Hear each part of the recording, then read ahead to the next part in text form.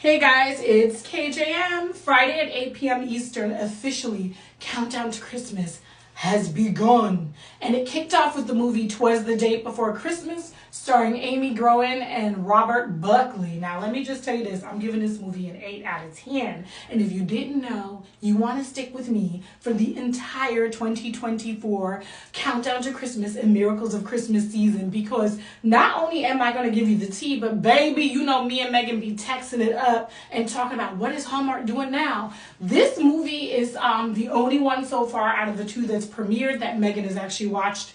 Had the time to watch it. She's busy this weekend, but I'm letting her know that she needs to tune in because it is a much stronger kickoff than last year's Countdown to Christmas, in my humble opinion.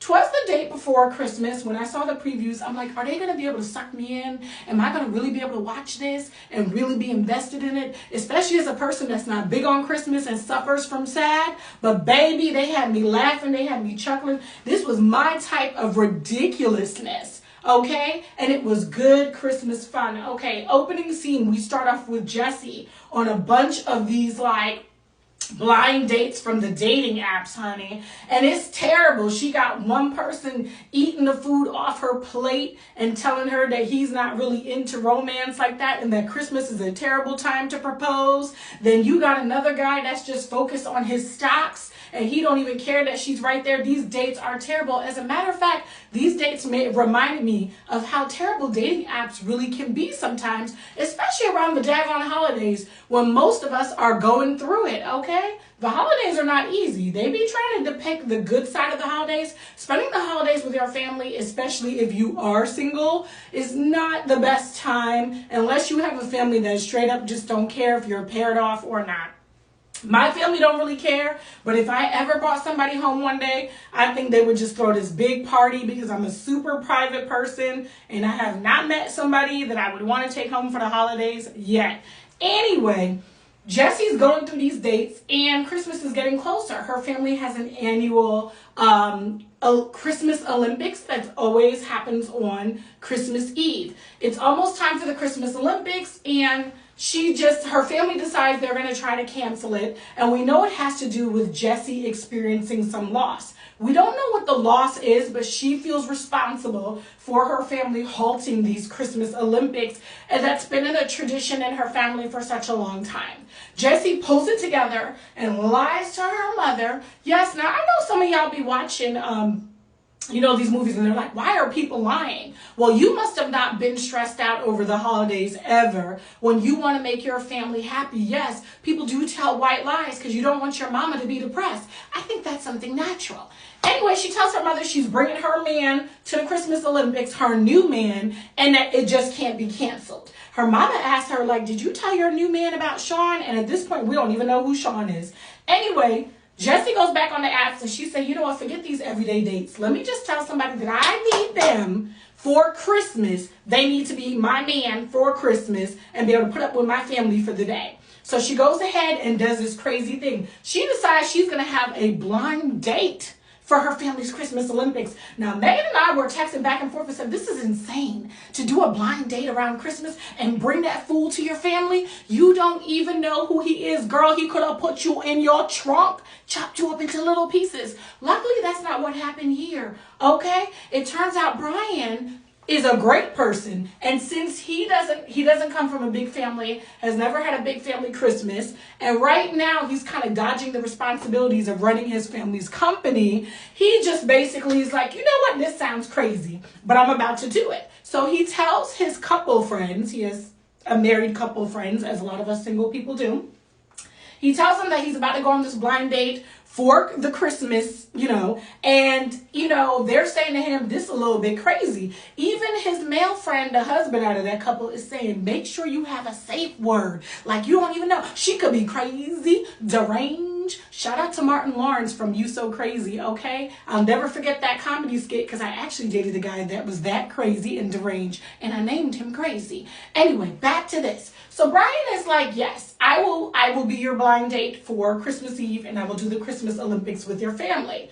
First things first, he gets to meet the family and then he realizes they think that they have been dating for a long time. Her family doesn't know this is a blind date. And guess what? Her her sister-in-law, Shelly, was like, baby, how you know he's not going to steal the silver?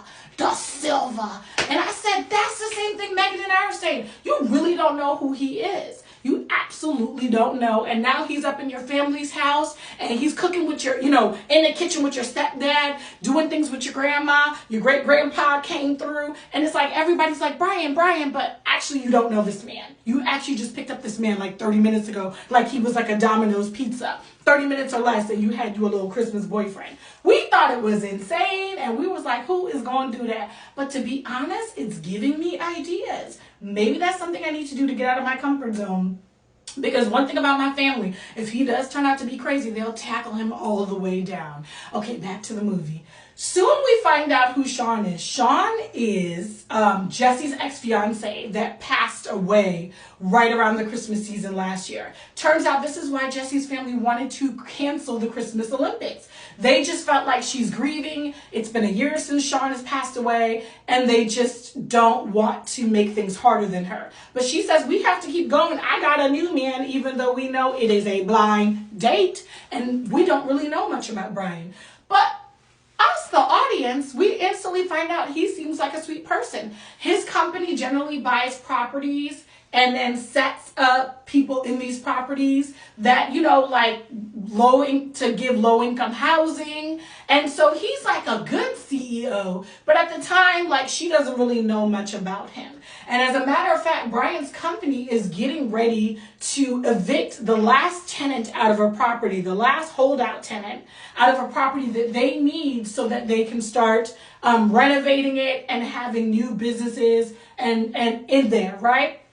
So now we soon find out that Shelly, Jesse's sister-in-law, is that holdout. She has a candles company in the building that Brian's company has bought, and they want her out. As soon as Brian figures out who Shelly is, we now realize what the issue is going to be. He's at the family's holiday dinner, and he knows damn sure he is evicting his now girlfriend for the day, sister-in-law. So now this all becomes personal. Brian tries to put a halt on the eviction notice, but the lawyers have already sent it out. Who in the hell sends out eviction notices on Christmas Eve via email? Yes, I do know. Lawyers do that. They sure do. And so I'm like, oh my God, Shelly is about to lose her candle company, and it's a mess. She gets that eviction notice during the Christmas Olympics, and Brian is heartbroken because he's like, these people are going to hate me once they find out it's my company that is kicking Shelly out.